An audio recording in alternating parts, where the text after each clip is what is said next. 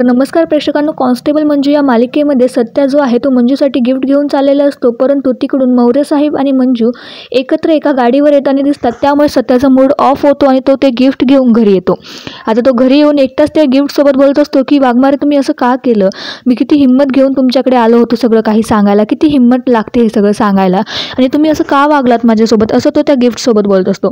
तो म्हणत असतो की वाघमारे, किती हिंमत लागते हे सगळं काही सांगायला, मी किती तयारी केली होती तुम्हाला सगळं मनातलं सांगायची, परंतु तुम्ही त्या मौर्य साहेबांसोबत फिरताय आणि मला एक कळत नाही. मला याचं जास्त दुःख आहे की तुमच्या मनात काय चाललं ते मला कळत नाही आहे आणि तुम्हाला देखील माझ्या मनातलं कळत नाही. आणि जास्त दुःख तर याचं आहे की तुम्हाला आणि त्या साहेबांना एकत्र गाडीवर बघितलं, पण मला काय इतका त्रास होतोय, मी काय इतका त्रास करून घेतोय. आता तुम्ही एका ठिकाणी कामाला आहे म्हणल्यावर तुमच्यात बोलणं वगैरे होणारच, तरी मला इतका त्रास का होतोय?